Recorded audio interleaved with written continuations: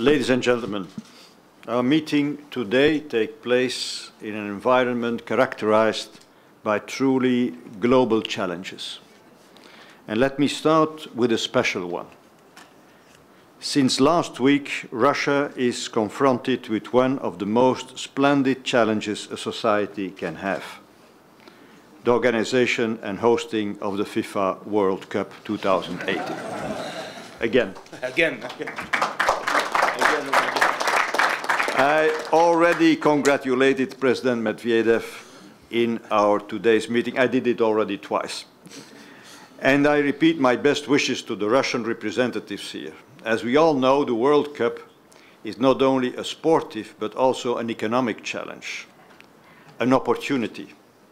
As a Belgian and President of the Union with no fewer than 5 candidates for organizing the biggest sportive event in the world, even bigger than the Olympic Games, my congratulations are all the more sincere.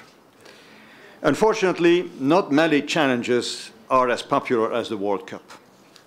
Europe is currently facing important economic and financial challenges. You, as your colleagues, will watch with justified concern. The European Union, and especially the Eurozone countries, were in a deep economic crisis just a few months ago. And as we saw last week, we have not yet reached safety on the financial front. It was right to provide a fiscal stimulus at the depth of the recession. However, we have to take care that fiscal deficits and accumulated levels of debt are continuously kept on sustainable levels. The measures taken are differentiated according to the varied situations of each member state. Exit is gradual, of course, with the exception of some countries facing specific tensions. And they generate first positive results. Economic growth is now on an average over 1.5% just 1 year after the financial crisis. Our growth is balanced as domestic demand became also a motor of growth. Employment will increase in 2011. Public finances are also improving. Thanks to the consolidation measures put in place, the average budget deficit should decline to around 3.9% in 2012.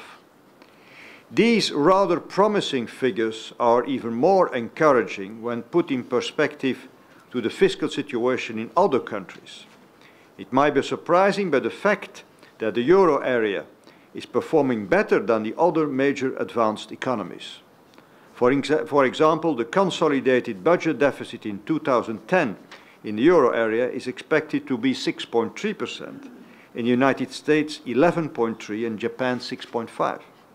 In 2011, the deficit in the euro area is expected to be 4.6% against 8.9% in the US and 6.4% in Japan.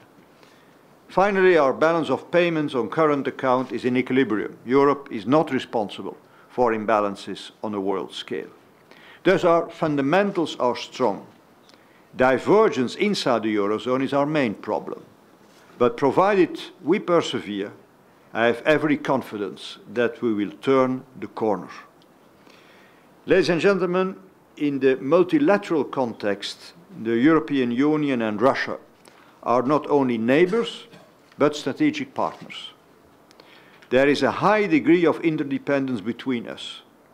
Economic and trade relations are strong. Trade and investment flows continue to grow rapidly. The EU is Russia's main trading partner and the source of almost 75% of foreign direct investment in Russia. 75%.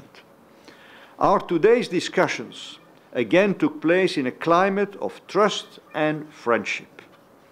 Both sides fully agree that there is now a good momentum in our bilateral relations to address the list of outstanding issues, some of which have been lingering for years.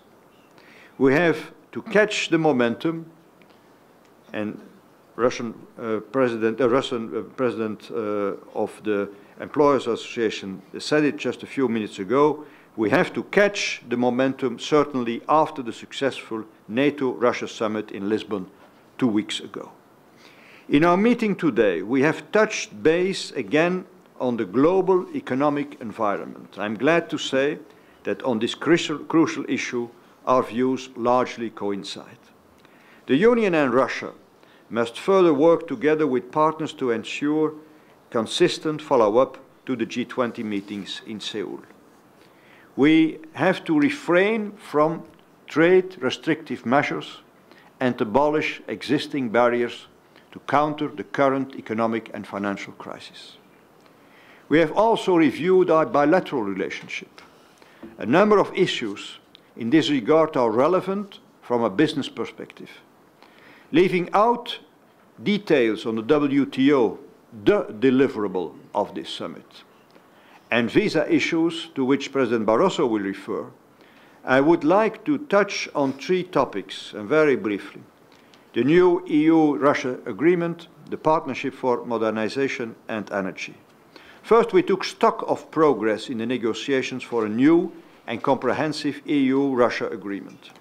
I fully agree with our key recommendations for the EU-Russia summit. Substantive provisions on trade and investment are key. We need solid and clear rules for the further development of our trade and economic relations. And the prospect of an early WTO accession of Russia should have a positive impact in our negotiations to this effect. Of course, a lot of work still has to be done, but the Union is determined to go ahead. Second, President Medvedev has embarked upon a broad modernization of Russia. The EU does not only welcome this initiative, it also stands ready to assist. Our Partnership for Modernization, launched in Rostov, covers a wide range of areas, such as the expansion of opportunities for investment in key sectors, driving growth and innovation, the promotion of small and medium-sized enterprises, the alignment of technical regulations and standards, and the enforcement of intellectual property rights. We also agree that progress on issues like the rule of law is needed as an enabler for any successful modernization. The list of our common projects and initiatives is quite impressive. They are also very much in line with our IRT recommendations. I only mention intellectual property rights and the alignment of technical standards. Besides our recommendation to launch an innovation dialogue between the EU and Russia would, in my view, certainly be a promising instrument to complement these objectives. The European Union, in some way, has also to modernize its economy. In this respect, the EU 2020 strategy is key in order to enhance our structural economic growth. Third point, energy is an important example of the high degree of interdependence between the Union and Russia.